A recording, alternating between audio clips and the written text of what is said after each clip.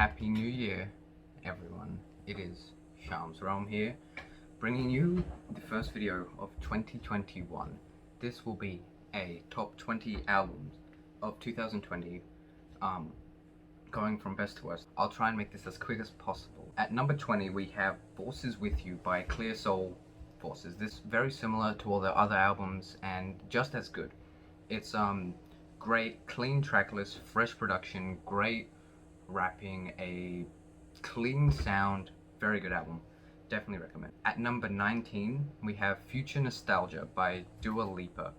A surprisingly fun, synthy pop album that brings the sound of the 80s to life with a revitalized spin and high production value. Really fun, catchy hooks, infectious melodies. Really love this album. At number 18, we have The Price of Tea in China by Baldi James and The Alchemist. This is Baldi's first album of 2020, I think, that he released. He dropped 4 in total. All of them are great. This is incredible. Alchemist really put magic into the production, and Baldi works amazingly over it, dropping some of his most technically proficient verses. They're so fluid and dance with rhymes. It's an incredible project. At number 17, I have Felt For You by Felt with production from Ant. Ant, he's the best part of it in my opinion. He produced some of the most fresh, laid back, dusty, Los Angeles inspired beats that really brings me back to an earlier sound of R&B from like the 90s and 80s. Great soulful beats that just sound amazing, and Slug and Merce rap amazing over this with great chemistry, great laid back delivery. They really are in the swing of things. This is Felt 4, so they're perfect together, and Ant just is the cherry on top that makes this such an incredible album. At number 16, I have It Is What It Is by Thundercat. This is an incredible jazzy neo soul album with Thundercat giving us these beautiful falsetto, really amazing vocals, and some fun songs.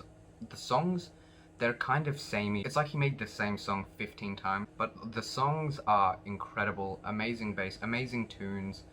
Yeah, you can really love this album. At number 15, I have The Allegory by Royce da 5'9". This is a good step in Royce da 5'9's career with amazing features, great verses. Every song on this is amazing, though there are a lot of songs, so it's hard to get them all in unless you listen to it again and again and again.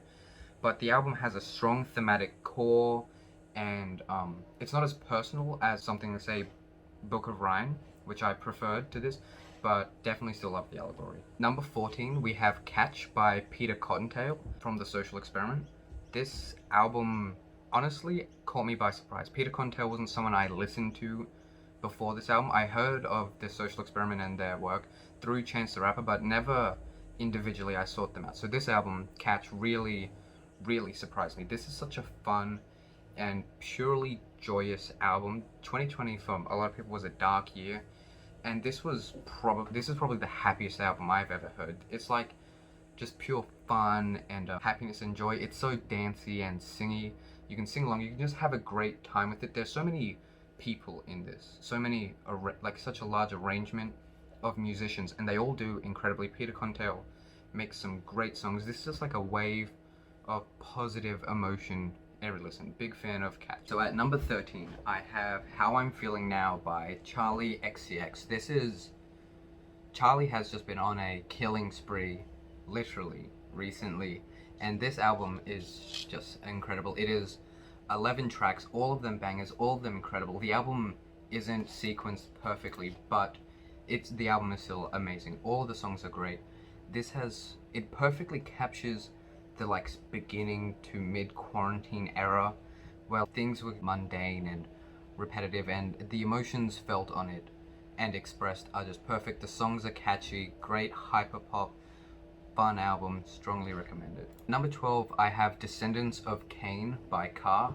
CARR is a Brownsville hip-hop artist who really is, I think, very underrated, and Descendants of Cain is as good as his other works, and I love this album. It is incredible. It is a drumless, ethereal, conceptual album with CARR poetically talking about his life growing up in a very rough neighborhood, and even his current experiences, I guess. It's not necessarily tied to his youth, but we get a lot about kinship and religion on this album, and just general conscious themes tied in with biblical allusions, which is an amazing concept. And the album really works from this strong core of tying growing up in New York with the story of Cain and Abel from the Bible, which is actually a biblical story I really like a lot.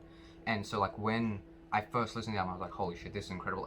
And this is CARR's most personal album so far, and I really dig it for that. So yeah, Descendants of Cain by CARR. At number 11, I have Miles by Blue in Exile.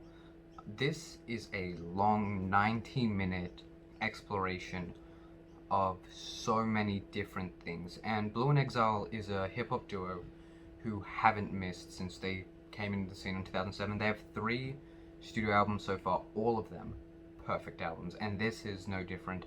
This, I haven't fully gone into it because 2020 was a wild year and a lot dropped, but this is a long album. There are so many great songs and great moments. Exile is coming to new styles with his production, new heights as well, and Blue is there right along for the ride with him, dropping some incredible bars, incredibly conscious songs, and the song When the Gods Meet is just perfect. I've never heard another song that sounds like it. If you know a song that sounds like When the Gods Meet, can you please leave it in the comments? I love that song so much. I have been listening to it since the album dropped. So yeah, Miles, Blue in Exile. At number 10, I have Purple Moonlight Pages by Rap Ferreira.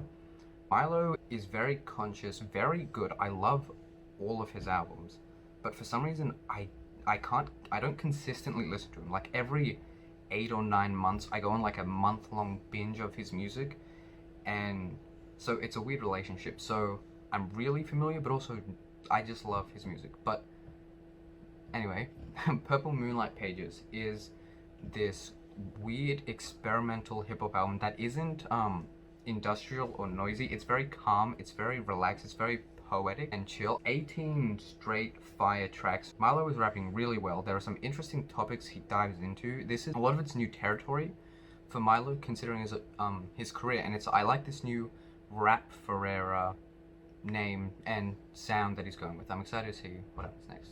At number 9, I have Dedicated Side B by Carly Rae Jepsen. 12 more tracks from the Dedicated sessions. These are mostly incredible songs that are just as good as the Dedicated songs, and they really work well as a whole cohesive album that fits in the style of Dedicated and just gives 11 more new songs. So yeah, Dedicated Side B, great songs, love it. Number 8, RTJ4 by Run the Jewels. LP and Killer Mike are veterans at this point of hip hop. They are seminal to so much. LP in particular, with his production in the 90s and early 2000s, just incredible, done so much. And Run the Jewels is really them both just on top of the game. And Run the Jewels 4 is maybe they're the best of the Run the Jewels album so far. 2 is good, but 4 maybe better. It is straight fire. Every song are bangers. There's such high energy all around. The songs go so unbelievably hard, and they're so politically and socially concise and to the point.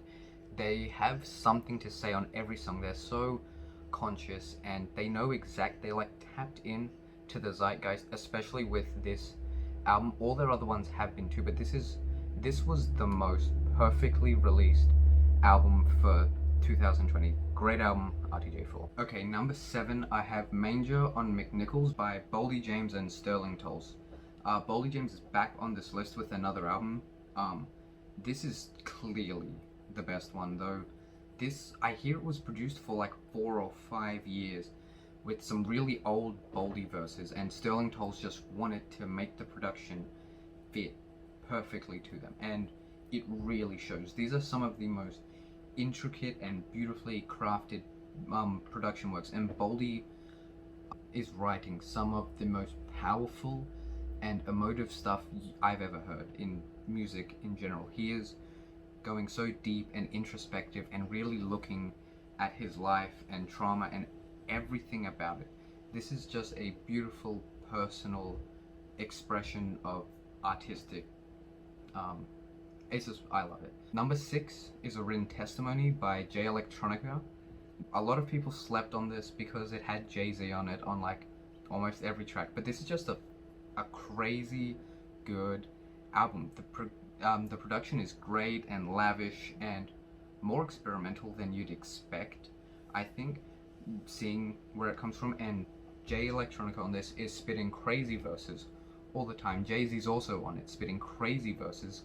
9 incredible tracks in a row, all of them perfect, with a great intro, great production, amazing album. Number 5 is Visions of Bodies Being Burned by Clipping. Clipping haven't missed yet, from Mid-City to Clipping, Splendor and Misery, whatever else they have, they're all incredible. And this is up to par with all their other albums. It excels in a lot of ways. It shows how good they are. There existed an addiction to blood. It's a great sister album for it, and they work together perfectly. They have the same strengths and everything. Same amount of incredible songs, great glitchy industrial production, amazing writing from David, some creepy, horrifying moments. Incredible album, love it. I have a reaction to it so you can see my fresh thoughts and more in depth there. Number 4, I have 3:15:20 by Childish Gambino. Donald Glover is an artist who is really one of the biggest celebrities of the 21st century, so I'm honestly quite shocked with how underrated and underappreciated this album is. The album is so amazing, and like there are so many bangers and potential worldwide global hits, and I feel like just no one is giving this album the time it deserves. It's such a concise and well made, well thought out album with the way the songs flow together, and it's produced beautifully. Every song flowing into every song, moving and staying progressive and not growing stagnant, even on the most repetitive and poppy songs here. There are things like 12:38, which is a fun and just kind of mindless song with 21 Savage on it. Love it. Right next to it is 1910, which is like a haunting exploration of beauty and culture and generally society. They're right next to each other and they fit in so well. It's just a testament to how amazing this album is. This album has so much in both the like foreground and the background. There are underlying themes and ideas that tie a lot of the songs together that is kind of hard to pick up on. There's so much going on, even if you focus on like what's being said. It really is a very deep album, in my opinion. Number 3, After Hours by The Weeknd. This album is peak The Weeknd. It has his bangers, his slower, drugged out anthems, stuff like that, his crazy sex songs. This is an amazing pop, R&B, just crazy album. There is a lot going on here. It really is the perfection of his disdain for the party and the drugs and the addiction and the poor choices with women that he's had throughout his life, and it really works as like the culmination of his entire life and discography so far. If a lot of people thought he peaked with Trilogy, and honestly that was true until After Hours came and showed that he can be this good. You have songs like Blinding Lights, which is a massive hit, that's just superstar song, and next there's a Faith, which is a beautiful song, a perfect song, and they're right next to each other and they're so good. This album is crazy. Everything The Weeknd can do, could have done, he did on this album, which just shows how incredible it is. This is just a perfect album. It's incredible. It's timeless. It'll definitely go down as a classic I love. Okay, number 2, I have Misanthropocene by Grimes. This was my introduction to Grimes. Back in April is when I first listened to this album, and it was crazy. A pop punkish, m- kind of metal, industrial, crazy instrumental producer who also has these beautiful, haunting vocals. And this is a crazy album. It is conceptually about like transitions and new gods and technology and the 21st century and different aspects of life. Now it's really, there's a lot going on, but it's not, there's not so much going on. There's not so much high concept sci-fi stuff that you can't love the album and you can't just put on some of the songs and just have an amazing time. Songs like 4 a.m., My Name is Dark, We Appreciate Power, those are all crazy fun songs to listen to. The vocals here is probably Grimes' best. Yeah, best vocal performance, best production. It's not as crazy as Art Angels, but it's more intense. It's bleak. It has so much going on. This is an incredible album. I love it a lot. Misanthropocene by Grimes. Before we get to number one, I'm going to list off quickly some honorable mentions that didn't make the cut for one reason or another. We Are Sent Here by History by Shabaka and the Ancestors. Shrines by Armand Hammer. Alfredo by Freddie Gibbs and Alchemist. Grey by Moses Sumney. Sweet for Max Brown by Jeff Parker. From King to a God by Conway the Machine. Folklore and Evermore by Taylor Swift. And EP by JPEG Mafia. Number one, it's Punisher by Phoebe Bridgers. This album is beauty in literally every way imaginable. It is a perfect run, a perfectly paced album that goes from the start DVD menu all the way to I Know the End, and it is such a perfect ride with peaks and highs with Chinese Satellite and Kyoto. It's just beautiful. The writing on this is incredible. It's weird. The imagery and metaphors are really weird in like an almost MF Doom sort of way. Like this, like the connections are so profound, weirdly written really well, sung beautifully by Phoebe. She did an amazing job. Production is also great, very stripped back, which I personally enjoyed. And like the album just builds and it gets better and better with every listen. This is like a masterpiece, a perfect album. And like when you get to I Know the End, it's just perfect. The way the album closes is incredible. I recommend everyone listening to this album at least once a week until the day they die. This is a perfect album and I really love it. Thank you for watching this video. It'd mean a lot if you leave a like and tell me what you thought of this list. Also drop your own list in the comments. So yeah, thank you for watching. This has been Top 20 Albums of 2020. I hope you have an incredible day and whatever you want to happen happens to you. Yeah, I love you.